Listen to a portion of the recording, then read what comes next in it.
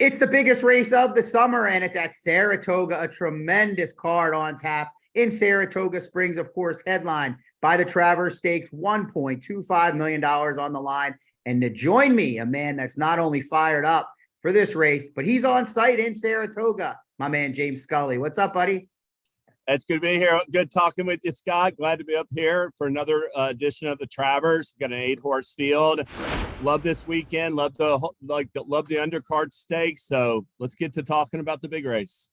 It is a big race. Of course, the horse we followed from last fall into the Kentucky Derby and the Triple Crown. I've been waiting for this race for some time. How do you see the pace of this race?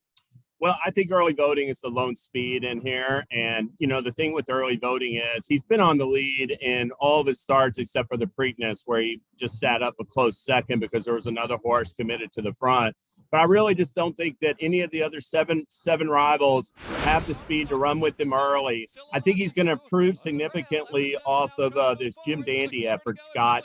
I think you can sort of see it on paper. I thought that when he ran in the Withers, he came back 2 months later and ran a really good race in the Wood Memorial, a better race to be a next second. I thought he came back in the Jim Dandy off that layoff. He probably needed a race. I think Chad Brown's really like his comments. I thought, I really believe what he was saying after that Jim Dandy effort. He was going to run him in the Penn Derby, but early voting is a lazy horse that all he does is eat and sleep, and it's hard to keep him fit. So he just couldn't wait an extra 3 or 4 weeks. He's like fit now. He's coming off a sharp 5 furlong workout.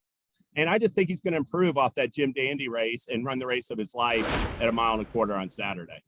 Well, I like that you're taking a chance with an 8-1 morning line shot. Not sure if you'll get all the 8-1. I think a lot of people will see the pace like you and take a chance with lone speed. But I had a hard time getting past the Jim Dandy effort. You do make very good points, though, because if he needed the race, then the way he ran makes sense. If it was just a situation where he didn't like Saratoga, or maybe ran into a couple horses thriving at the right time, then you have to ask some more questions. I'm going to be Chalker here, Chalker the capper. I mean, Shapper the capper with Epicenter, James. I just think Epicenter is the best horse in this crop. I thought so before the Derby. I thought maybe Zandon was a little better. Zandon had every chance to beat him in the Kentucky Derby and wasn't able to do so. Then he had a chance last time out when he got the jump on him in the Jim Dandy, and Epicenter came from behind him to get the best of him. And I thought that race was treated and ridden like a prep by Joel Rosario, as Steve Asmussen talked about before the race, the Travers being the ultimate goal. I think Epicenter will be a little bit closer to the pace in this one than he was last time. Bigger field, 1.25 miles, not a prep. And I think he's going to prove that he's the best 3-year-old and pretty much lock up his 3-year-old campaign. Are you against Epicenter, or is it more you're for early voting and think Epicenter is the next best option? Well, it's really a price matter. You know, I look at this Jim Dandy. I thought he had some questions off back-to-back seconds. He went off even money. He looked like a champion. I got him odds on. I mean, I think it's going to be up for grabs who the second, third, and fourth choice is, but it's going to be a big gap. And the thing to me with Epicenter is you're asking me to take a short everything you said might be true, and I'll grant you. I mean, he's the horse to beat, clearly. But his one race at 1.25 miles, he was the favorite in the Kentucky Derby. He needed 26 seconds to run that final quarter. To me, Rich Strike didn't even run that fast in the final 1/8 of a mile. Epicenter came back to him. So seeing that effort 1.25 miles makes me leery to bet on him at a short price. He could be a different horse now. He could be more mature. He could get the distance this time around, but at the short odds, I'm not going to take that risk. Let's quickly touch on some of the other rivals. Even though I'm picking Epicenter, you're picking early voting, and you mentioned Rich Strike, who has not been seen since the Belmont. Real quick thoughts: any chance, or is he was the Derby a mirage? I think fourth place, third or fourth, the best chance, but I really don't like him, not off of no prep race in advance. Yeah, hard for me to believe they opted to not run in a prep race. Skipping the Preakness was one thing. I didn't agree with it, but at least it was a short rest situation. I think they've managed this horse like he's Flightline, and he certainly is not that. What about Cyberknife, James, who we know has a ton of talent, really seemed to put things all together last time out in the Haskell? Give him a chance? I definitely give him a chance. And I'll tell you, Scott, I would have liked to have seen him draw a better post. I know he won from that rail at Monmouth Park. I think the rail's deeper at Saratoga. The track has been a little bit glib and, could be a little bit glib this weekend.